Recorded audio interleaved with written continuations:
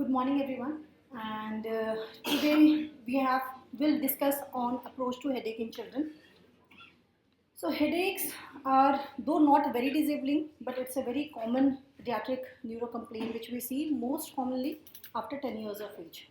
At that time, when it becomes very common, very disabling, the parents come to us. And it's an important cause of school absenteeism and poor academic performance. The prevalence is very high, so around 24 to 90% in various studies, and on an average 60%, which is pretty very common and a common OPD prevailing problem. Out of that, migraine, which is a primary headache disorder, it's around 9%, and in young children, it's little lesser. In adolescents, it rises up to around 25%. And we have Indian data also, which is around 25 to 66% of the primary headache. And in various studies, tension type headache, which is a milder form and a less duration headache, is more common than a typical migraine headache in children. Now, whenever we think of headache, it is not just migraine because it has multiple things. It has extracranial locations where it can get referred to head, and there are various intracranial pain sensitive structures also. When we approach to a case of headache, we should be able to identify whether it's a primary headache, that's a primary neurological problem, or a pain sensitive or a stimulation of a pain sensitive structure, that is a secondary headache. And that is when we want to investigate. And the other third type of a lesser common, which is little lesser common, is a painful cranial neuropathies. This distinction has been given by an international body, which is International Classification of Headache Disorders, that is ICHD, third edition.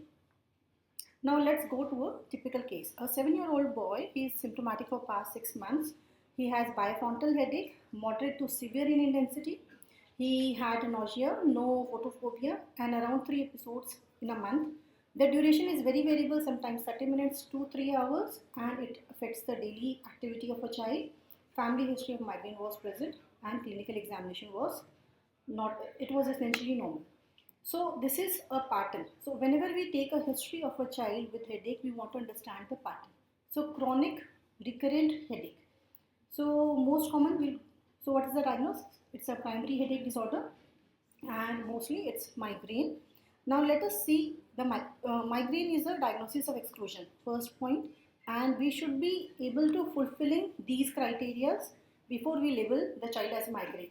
So that means what? If a child comes with a headache for just 1 month, 3-4 episodes in a month, we can't label as migraine because it should be at least 5 attacks in simulation, and the criteria should be met. The headache duration should be 4 to 72 hours. This is specifically in adults. In pediatrics, it is 2 to 72 hours, and nowadays the most recent proposal is to make it to 1 hour. So a headache of at least 1 to 2 hours is required to make a diagnosis of migraine. It can be unilateral. In pediatrics, it is bilateral. Pulsating quality, moderate to severe intensity. And the important thing is aggravation or causing problems in routine physical activity.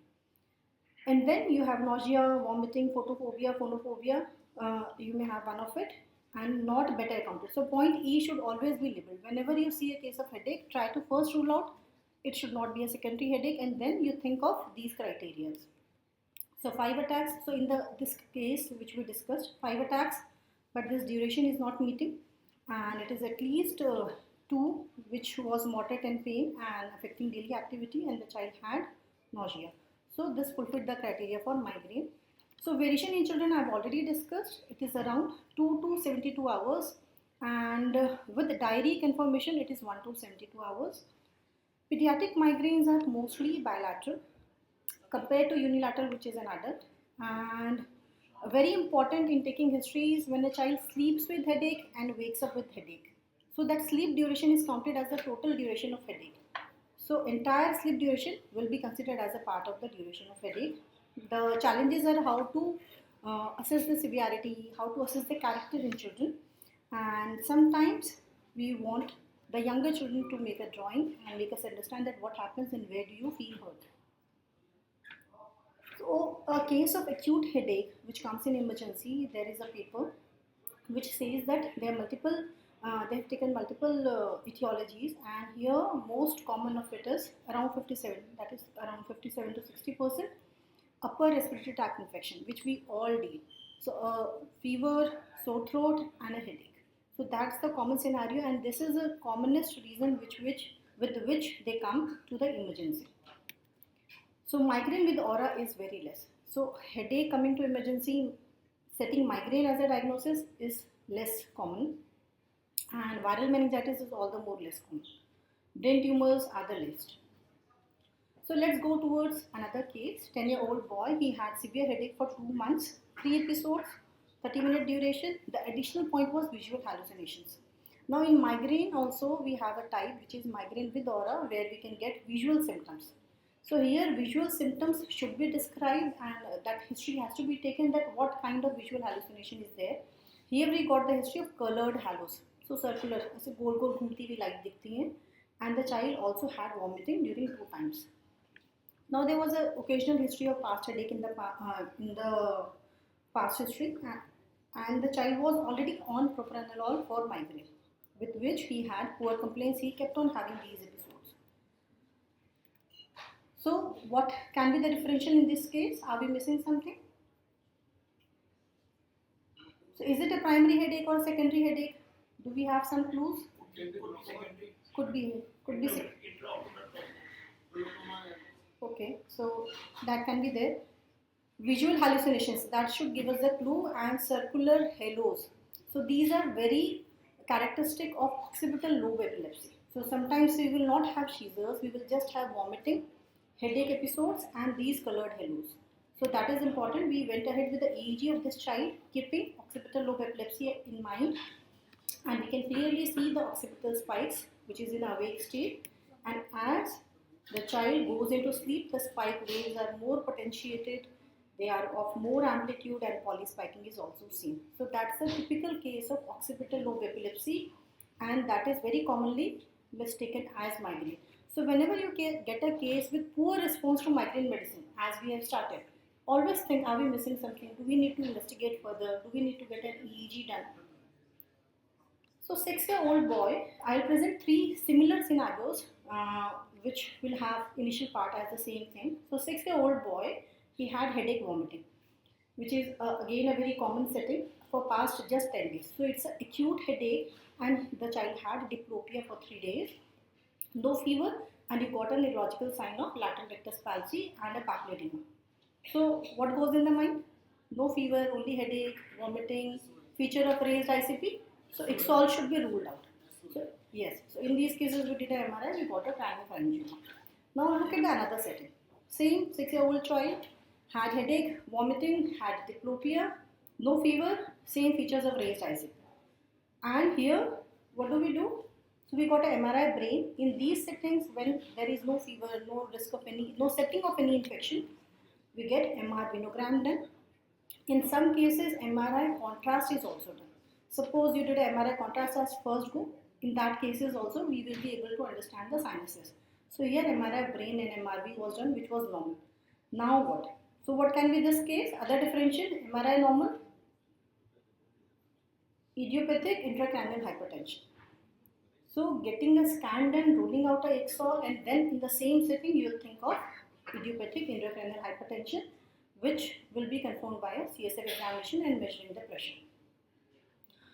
Now primary idiopathic intracranial hypertension is also there. We will not get any causes. So obesity, recent weight gain, PCOS, and thin children can present as primary, and in secondary we will have multiple drug or other precipitating factors.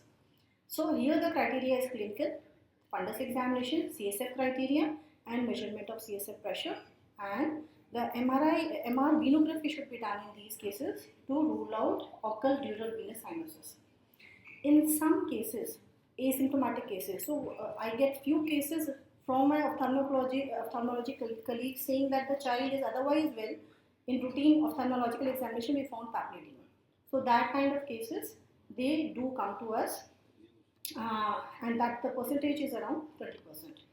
And it can be diagnosed. So here the last point is important. It can be diagnosed even without papilledema, but CSF criteria should be met in these cases. So this was another paper from Neurology 2013, which has led the criteria for pseudotumor cerebri even without papilledema. So then they said that neurological signs should be there, CSF pressure should be there, MRI criteria should be there, wherein you can diagnose pseudotumor cerebri even without having papilledema. So the same case is going on. 3C, 6-year-old child, headache, vomiting, diplopia, no fever, feature of cranial nerve palsy. Here fundus was not there. Fundus showed normal pressure, no papilledema, imaging was normal. Now can it still be IIH? Yes, we saw the paper. So we'll go ahead with the CSF examination. That was normal. And now what? So now again we are at a fix. So here when we went ahead with the further history, we'll get history of frequent attacks in the past. Mild headache, not of these kind, but yes, headaches were there in the past, and then the family history was also there. And this case was a case of ophthalmoplegic migraine. So this case I had seen when I was a resident with ma'am at AIMS, and one of my senior got it published also. So ophthalmoplegic migraine is another, though it's a rare, it comes in cranial neuropathy, but this is also a possibility. So same setting, but with the different investigation and with little better examination, we'll be able to conclude that what is the etiology. So these are three differentials for acute severe headache. And in these three, all the three will have different therapeutic implications. This is a very important slide, though it's just a book slide, episodic syndromes. Now this migraine, we usually, whenever we think of migraine as a parent or as a doctor, we think more than 8 years. The child will have a case of primary headache disorder. But what about 4 to 8 years? So 4 to 8 year kid will not have a typical migraine feature. They will have features of migraine which are variants. So episodic syndromes. So this chunk also is very common in our OPT practice.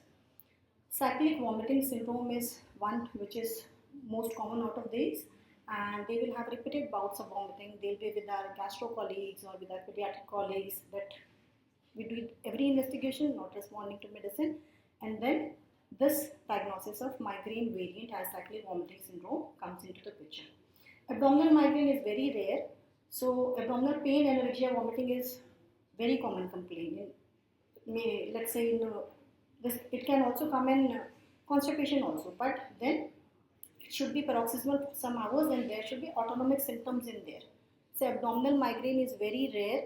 In my so many years of practice, I have just done 1 or 2 cases of typical abdominal migraine. So always think of diagnosis of exclusion when you come to abdominal migraine.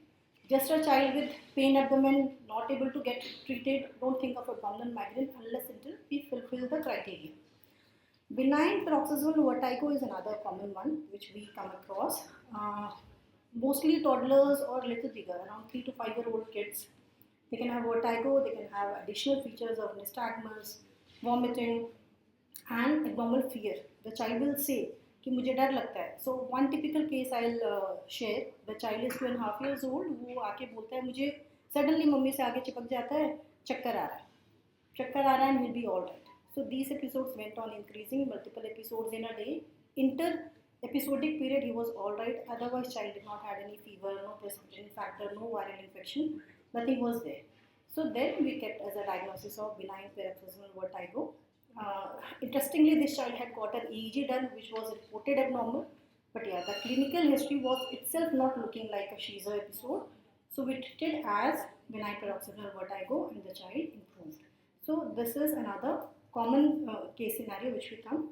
Benign paroxysmal torticollis, herein the child will have some trigger and then the child will have torticollis, headache, bouts of vomiting. So features of migraine. So these are paroxysmal episodes common in pediatric age group in a lesser age children. So these is a long list of history. So one symptom headache, but history will be at least 10 minutes where you want to really go into it, that what happened during that time, where is the location, how frequent it is. So you have to jot down each point so that you can try to fit in some diagnosis, because all the primary headache disorders, they have a checklist that these are the criteria you should be fulfilling to meet a diagnosis. And by taking such a long history, you'll be understanding that whether we are dealing with primary or a secondary headache. So pattern recognition is very, very important in headache. You want to understand it is acute, chronic, which is easy at one go. Then is it progressive, it is recurrent. So these kind of patterning is important to make a diagnosis. In acute cases, URI. As a pediatrician, we all must know URI Systemic infection is a common cause. In recurrent, migraine can be a cause, tension type headache can be a cause, in chronic progressive brain tumor, meningitis, or idiopathic intracranial hypertension, and in non-progressive ones, chronic migraine, new onset daily persistent headache, and medication overuse. It's very less in pediatrics, but yes, these are the patterns. Now, what are the red flags? When should we go for investigation? Do we write MRI at first go with every child? No. So there's a mnemonic to it. So systemic symptoms, neurological features, acute onset. So whenever you see acute onset headache in a younger child, here O is for older age, but for us in pediatrics, less than 6 years, acute onset headache and severe in criteria, which is affecting the daily life, you should go ahead with MRI or imaging as required. So how to investigate? Is it required? Which and when? American Academy of Neurology in 2022, they have written 3 indications for imaging. One is abnormal neurological examination, or we have got seizures in the history. If we have got recent onset, severe headache. And third one is even if the child has a primary headache, is a case of known case of migraine, but has a new onset of different character headache. So change in the type of headache is also an indication to get an MRI done. Now these are the various list of investigations which we do depending upon our history and our hypothesis and provisional diagnosis. MRI brain is done mostly in occipital headache in a lesser age group of child with a acute severe headache, and MRI brain with contrast or venography. If you have no clue in system examination, that should be your first investigation to write on. And CSF examination in a typical clinical setting.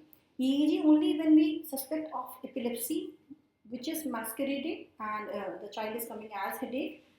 If you have occipital, if you have visual hallucinations, go ahead with EEG as well. So this is a paper which shows that yield of MRI in childhood headache. So this is most commonly written but less useful. And here in this paper, they have taken parental concerns also about brain tumors as an indication to get an MRI done, and that was 81%. So that means in most of the cases of headache, we usually get it done just because parents want it.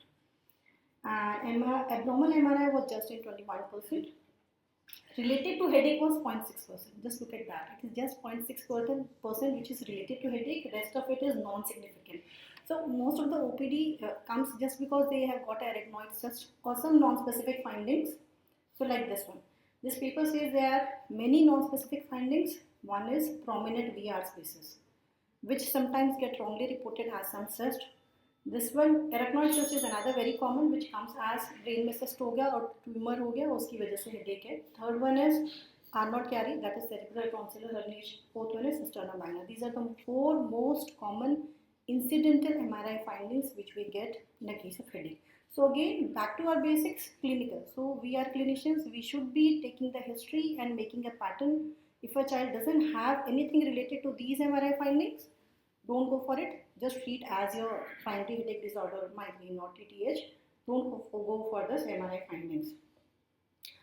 So important thing is headache diary, reassurance, counseling about the lifestyle modification. So SMART plan is a very important, and first I think so this should be the first line management in explaining the family about the good healthy lifestyle measures, and then comes the medicine. So SMART goes with this mnemonic for the sleep, meals, activity, relaxation, trigger avoidance. So first, knowing trigger, what is the trigger? Make a diary. If a child is adolescent, they can themselves make a diary so that they know that this is my trigger and this is others' trigger. So when to start preventive therapy? Just if the child had 1 or 2 headaches, do we start it? No. So it is at least once a week or 3 to 4 in a month. Prolonged or severe headaches, which is like going on for 1 or 2 days, or if you have already used abortive medicine, means naproxen or paracetamol you have already used and it is being frequently used, or it's contraindicated for the child, then you should start your preventive therapy. So it typically takes a long time, 8 to 12 weeks. Once you have started flunarizine or something and you have called the child after 7 to 10 days, you won't expect that frequency of headaches to go down. It takes a long time for preventive therapy to show the response in reducing the number of attacks. So don't be in a haste to just stop your preventive medicine. So take home points, it's a clinical diagnosis. You should be able to make out whether it's a primary headache or a secondary headache. History is important. Many times we get MRI findings which are not related. Educating the family is important, and preventive therapy when it is indicated is required, and avoid frequent switching of prophylactic agents. So when a child comes to me, the child is already on sibelium, on propranolol, on topiramate, multiple things every 7 days. So this doesn't work. You have to give time to these preventive medicines for helping the child. So approach, history and examination is the first slide in the first column in every approach slides, and then the important thing is identify the red flags, understand whether you want to investigate or not investigate, go for making a diagnosis yourself, primary or secondary, and then manage accordingly. Good job in trying to emphasize the importance of a symptom which is very common but very poorly understood. And I have Dr. Shifali here, so over to her for her expert comments. Thanks, Rajni. It was very comprehensive. Few things which have not been mentioned, because she was focusing more on primary. We have to keep in mind that psychogenic headache is a very common thing in practice, which has to be kept in mind. And we had a series of over 200 children having psychogenic headache. So you need to see as the flow as she has explained. If you're not able to understand, you think psychogenic, but rule out organic always. So we had children who had learning disabilities, hyperactivity, and so if you have some multi-somatic symptoms in addition, so something is beyond that. So please think psychogenic, and you will need a help.